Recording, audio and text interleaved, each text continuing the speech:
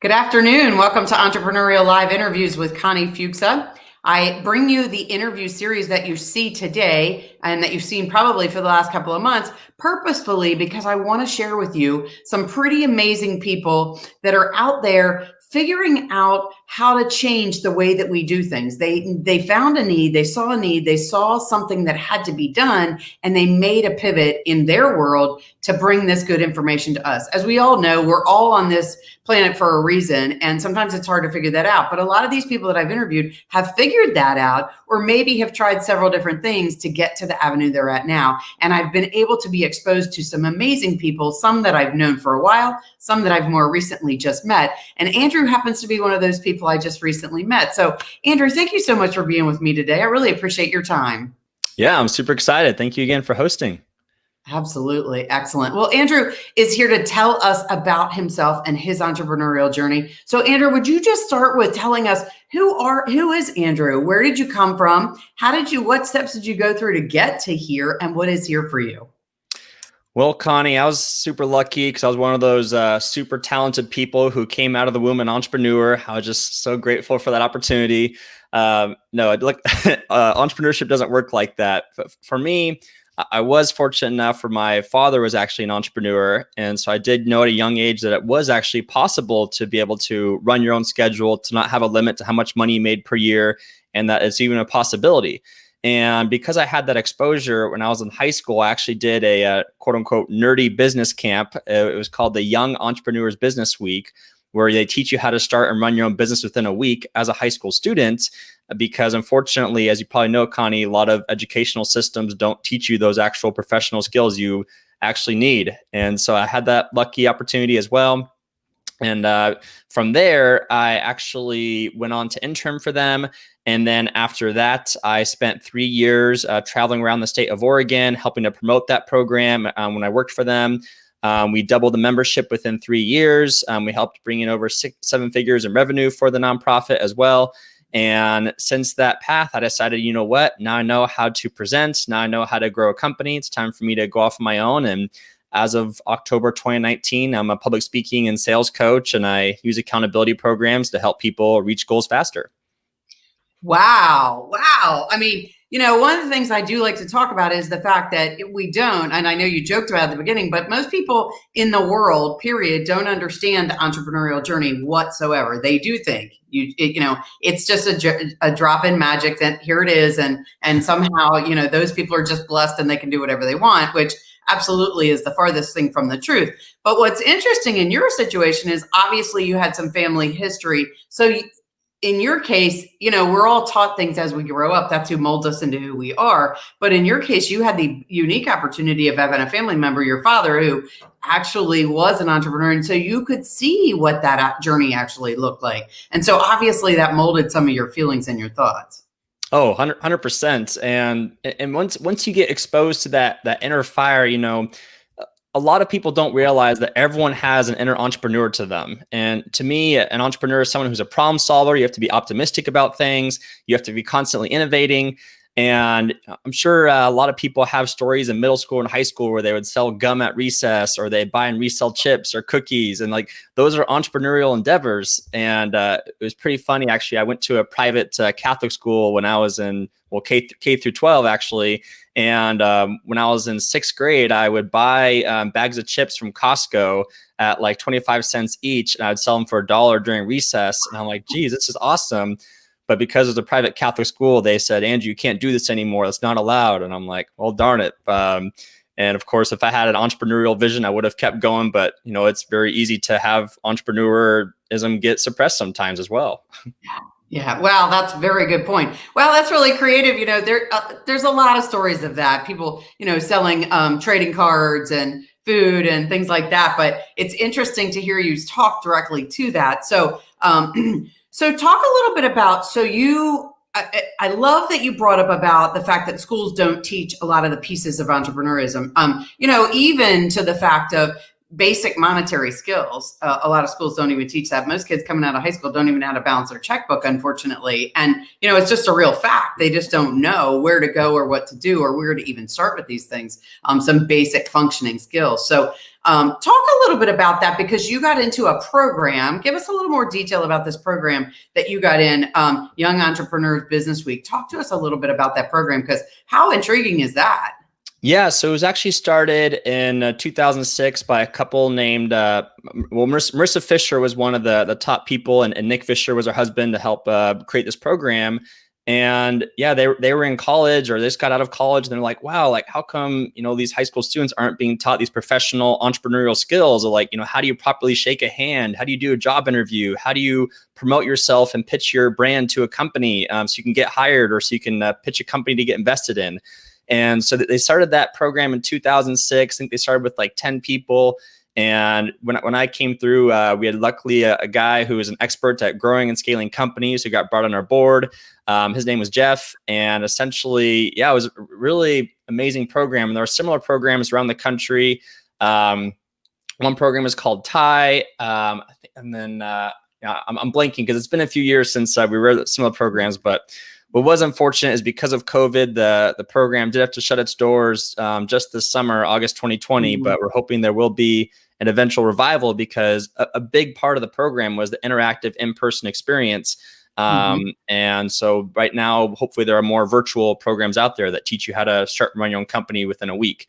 But that was the beauty of the program, Connie, is that they took people from different backgrounds, different skill sets, different schools. We had people around the country, around the world, who are flying into this week-long program. And yeah, you essentially have to build teamwork. You have to learn how to create a company, learn how to do job interview skills, etiquette skills, presentation skills. And all these students going into the week, they're like, oh my gosh, I don't know what I want to do. I don't know what I'm good at. I don't know if I can do this. And at the end of the week, they're like, oh my gosh, I'm amazing. Like I can do anything now. And they're just so motivated that's one of the purposes of the program in entrepreneurship, is that you need to understand that, one of my favorite sayings about, putting an event together, for example, or entrepreneurship, is you have to build a plane in midair.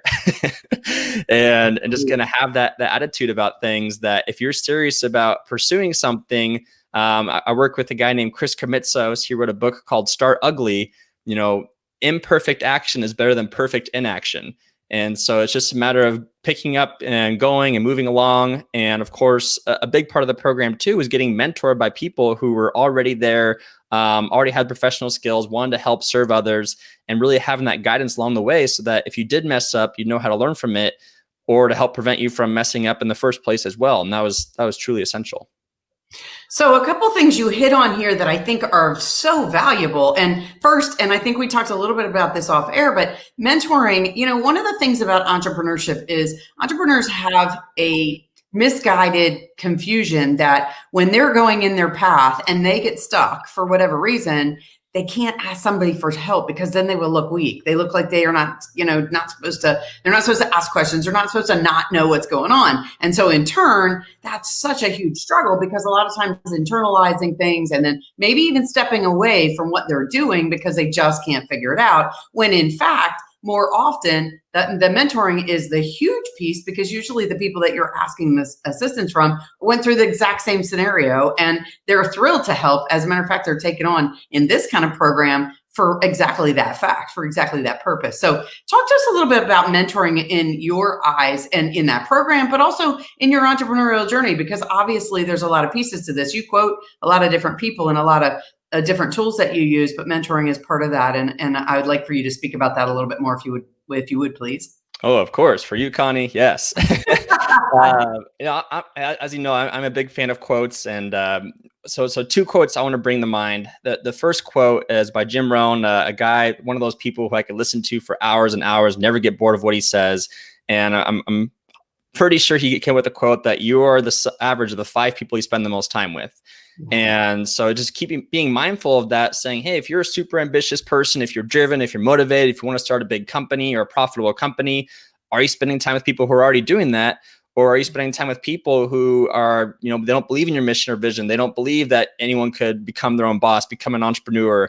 And so that's the first thing to be mindful of, is spending time with people who inspire you, who help you feel motivated and excited and can help challenge you on your various ideas, your various ambitions. So that's the first thing to keep in mind.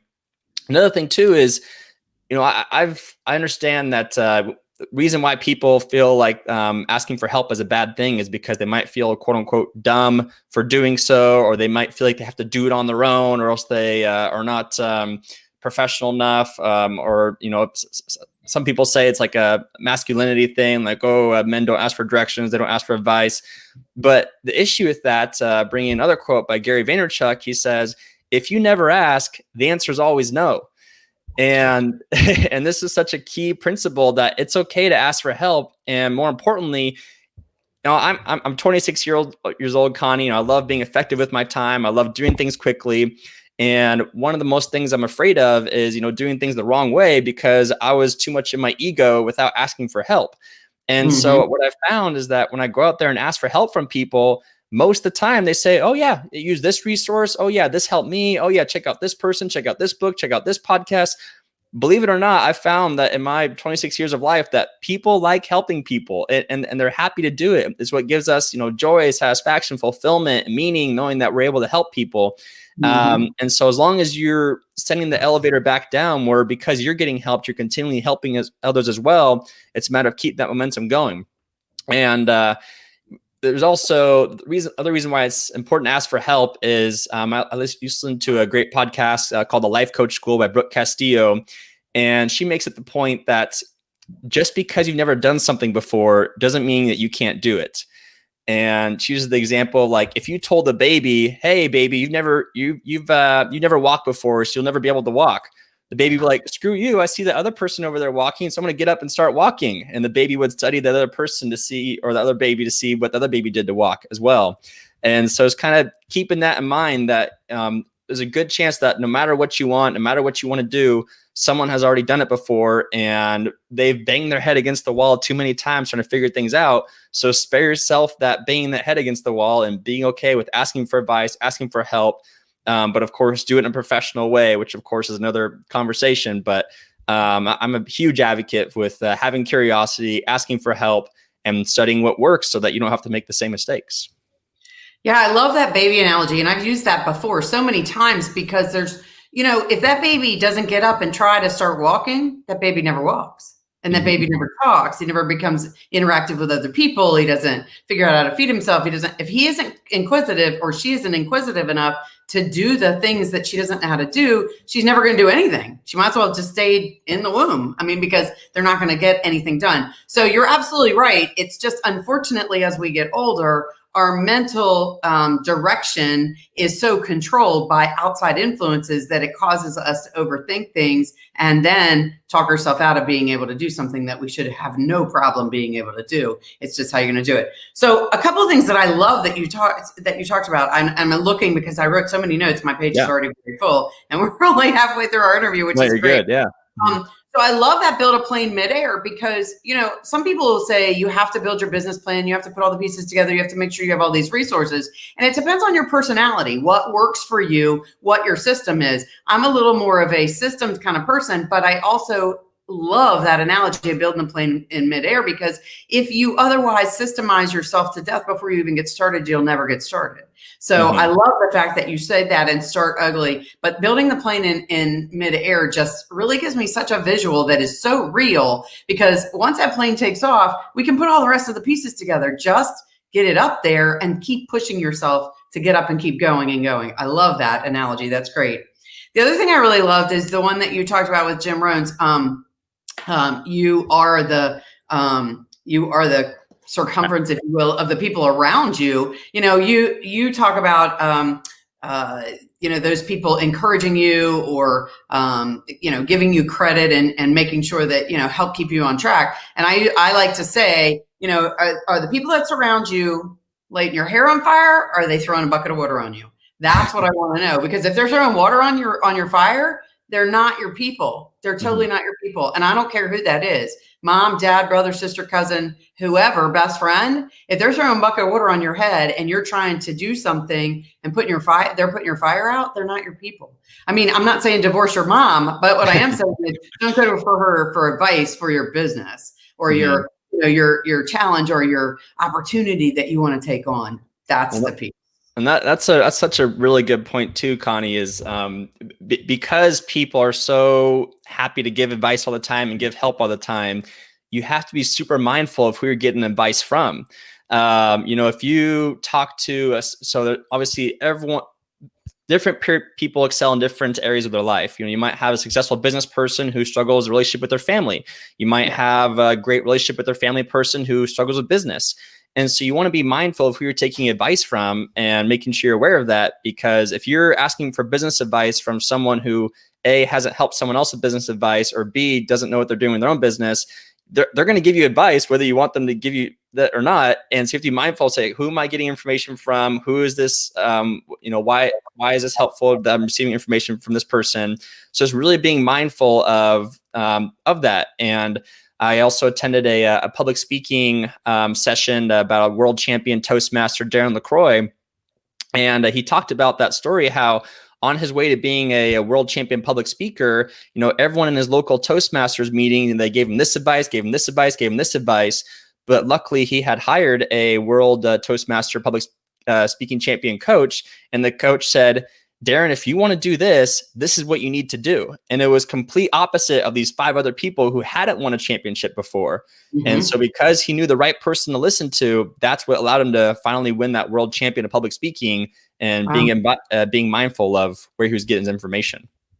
Very good point, because, and we're talking about business here today, but, if you're looking for child rearing advice, how to raise your children, and you look at your parents and say, wow, our family is a great unit. All of the kids, are very respectful, good human beings, productive members of society. Yeah, those are people you want to get good child rearing advice from. If your parents are, not those people and you had a very bad childhood and, a lot of problems there, then that is not who you want to be talking to. So you're absolutely right. Same is true in business and in the personal relationship. So you brought up about Toastmasters. So I want you to talk about that a little bit, because that was from your bio and the information, the conversations we've had, that was very instrumental in your personal journey as well.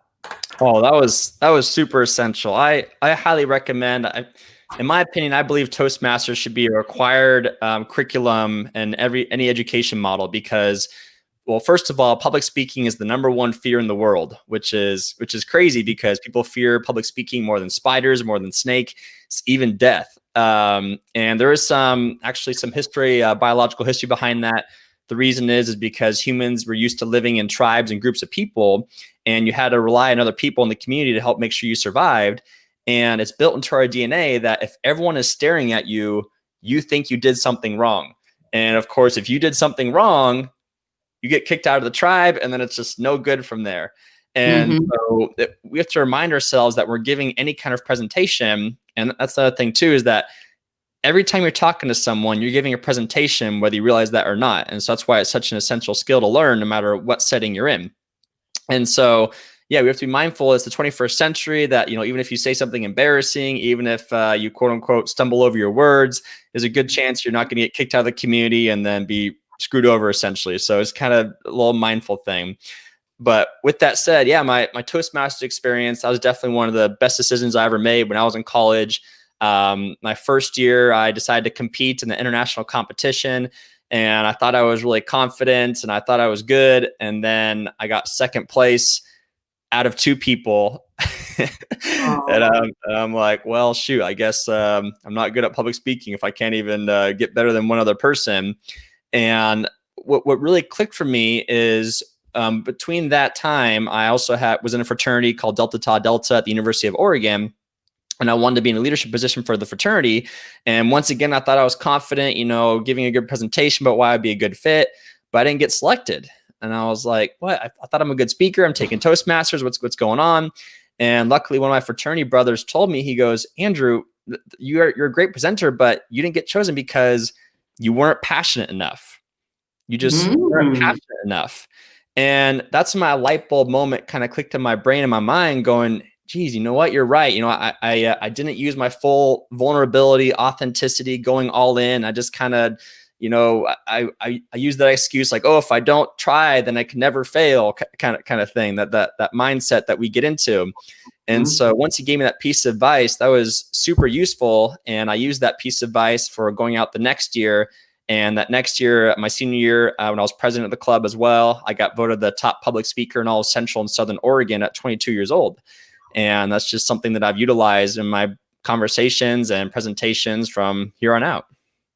Wow, that's phenomenal. And thank you for sharing that, because, when you talk about your passion, I think a lot of people maybe misconstrue what that looks like. And really honestly, when you figure out whatever your piece of the magic is, whatever you're supposed to be sharing with the rest of us, you got to totally go all the way in, and it's got to be 100% all the time, 100% of you, 100% of the time. And so I appreciate you sharing that, because I think that's so valuable. People use that word passion very loosely sometimes and maybe don't totally get what that really means. Whatever your niche is, whatever your piece is, whatever your widget is, whatever your specialty is, you have to be all in, because there's always going to be somebody who's going to say, hey, that's really not going to work, or I don't really like that idea. We go back to that advice and those thoughts, but that's always going to happen. And if you're always in 100% in, there's no one that can talk you out of it. And you're going to make sure, obviously other people see it and get it. So thanks for sharing that wisdom and that vulnerability. That's huge.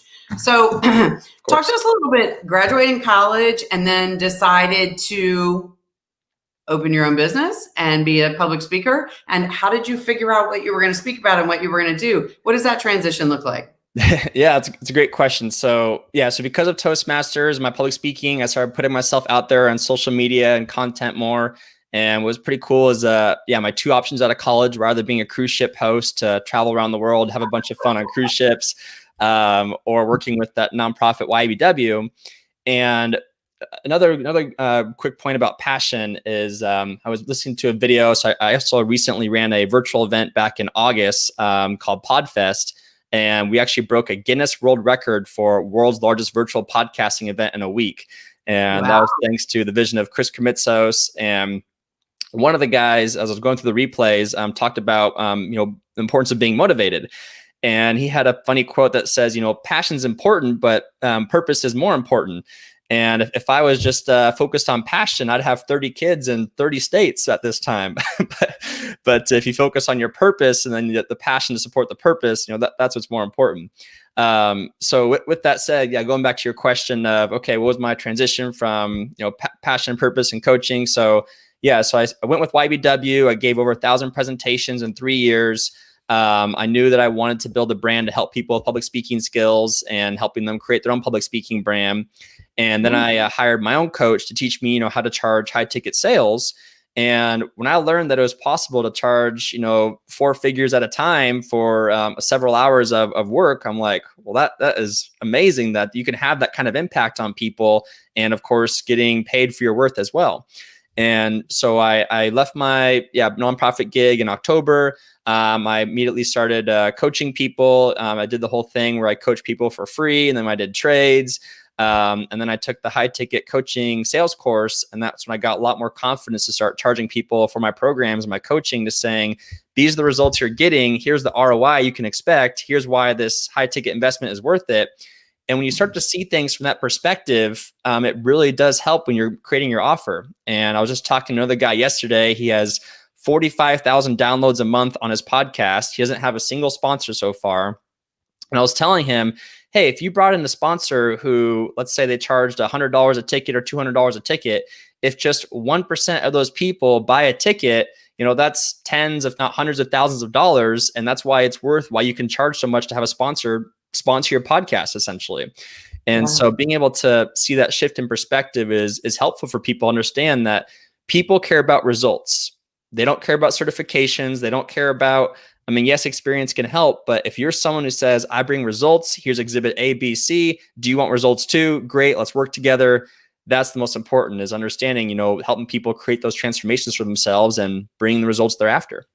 Yeah, results are equivalent to reviews. If somebody wants to work with a business, they want to know that business does what they say they're going to be able to do. And there's no way to do that in a public speaking kind of thing if you don't have, unless you have the results to prove that. So absolutely true. That's a great experience. Thank you for sharing that information. Andrew, tell us, as we, start to wind down our time together, unfortunately, but tell us, you've probably, through all of your history of public speaking and the nonprofit and the various different things that you've done at such an early age, you've learned so much, and you're so generous to share your information. But tell us what your go-to piece of advice is. When you run up against that brick wall, somebody's told you can't do it, or it's not working and you don't know what to do next. What does that look like to you? What is your one thing that gives you just that correction and keeps you on track? Yeah, I would say my go-to piece of advice that goes back to what we were talking about earlier is that whenever you want to do something, find someone who's already done it and study what they did, or ask them what they did to accomplish that. Because sometimes we just need to keep that reminder in our brains that, oh my gosh, it is possible. It can be done. Who would have thought that Jeff Bezos is on track to become the first trillionaire in the in the history of the world? Like, yeah, he's the groundbreaker, but okay, if he can make $1 trillion, I can make 6 figures, or I can make 7 figures, or 8 figures, or 9 figures. Like, just knowing that it's possible, and that really does apply to every aspect of our lives when it comes to overcoming health challenges, when it comes to overcoming wealth challenges, when it comes to overcoming happiness challenges. Just there are people out there who have the answers, and so do you. And we need to trust ourselves to have the answers as well. And not be, and I think on the heels of that, and not be afraid to ask people that, because I think a lot of people think that, if I go ask somebody for help, what if they say no? Or what if they, don't want to help me? And, what's your feeling on that? Because obviously that doesn't happen all the time. Otherwise, people like you wouldn't have the success that you're having. 100%. Yeah. So one of my favorite TEDx talks of all time, I forget the official title, but basically he coined the phrase rejection therapy. And it's a great story about a guy who he wanted to start his own business. He was in healthcare. He wasn't sure if he was able to do it or not.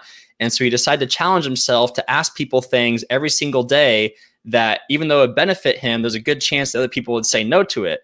And so he'd ask for things like at Starbucks, he'd ask for 10% off randomly because it was a Tuesday or something like that.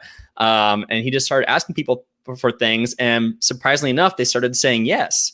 And one of his favorite experiences is he went to Krispy Kreme donuts and said, "Hey, can you create a bunch of donuts in the shape of the Olympic rings?" And they're like, "I guess so." And he literally made a video that went viral on YouTube of like several million views about how cool it was to have Krispy Kreme create a box of donuts in the shape of the Olympic rings. And one of my favorite yeses he got too is he asked a cop if he could drive a cop car, and the cop's like, "Sure." and so he got to go around driving a cop car. And so yeah, going back to your question, fear is obviously real, and I believe there's a book called "Feel the Fear and Do It Anyway." And it's okay to embrace that fear. It's okay to be afraid. But the issue is that if you never ask for things, then you're in the same spot you were regardless. And in entrepreneurship, sales is kind of similar to dating, where, if you see someone attractive on the street and you don't go say hi to him or him or her, or however they identify themselves, even if they say no, you're in the same position before you started anyway. So you really have nothing to lose. I mean, yeah, a little maybe embarrassment or rejection, but for the most part, you at least know whether or not you had a chance of them saying yes. And then, of course, if they do say yes to giving their number or contact information, you're like, "I'm the king of the world. This is the best ever." And it's an amazing feeling. And so that's usually the perspective I take on things, is understanding that you don't want to be in the same place. And I kind of like the quote too: "You regret what you don't do, not what you do." Nice. That's a good one. That's a really good one. And where if somebody wants to get in touch with you after today, how can they go about doing that? Because obviously, if somebody wants to learn about how to become that excellent speaker, that person to be able to get those, 4-figure, 5-figure, whatever speaking events, and they want to learn how to better themselves, and that's what you can do for them. Give us some information. Tell us how people can find you after today. Yeah, so I'm on all the social media well, not all of them, there's like a gazillion, but I'm on Twitter, Facebook, Instagram, and LinkedIn at the Andrew J. Weiss. Weiss is spelled Weiss, so the Andrew J. Weiss.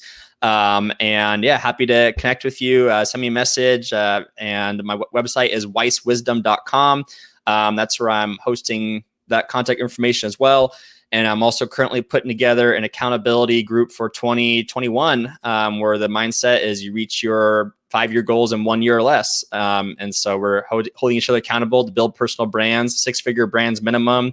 I've had 100% success rates with my accountability group so far. So if you want to be able to see what that's like and have that guaranteed result, I'm your guy. That's fantastic. And so we can find that information on your website. People should be starting to look for that now. You led right into what I was going to ask next. You have something coming up that we need to know about. So excellent. So if you guys want to find out more about Andrew, you want to get involved in his accountability, then we put that right there in the comments so you guys can find that. Andrew, this has been absolutely amazing talking to you today. I really appreciate your time, all of your really amazing wisdom, particularly at such a young age. It's just astonishing because you just prove how going after what you want and taking control. I mean, it's just an honor to have you, and I really appreciate it. Thank you so much for your time. Well, this has been fun, Connie. Thank you. Happy to be here.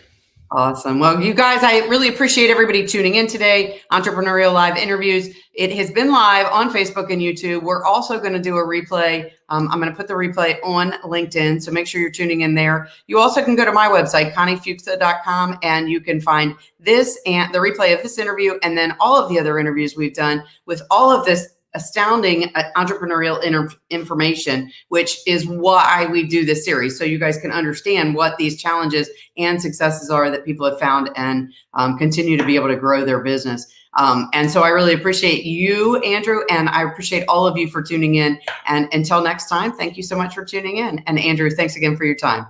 Very welcome.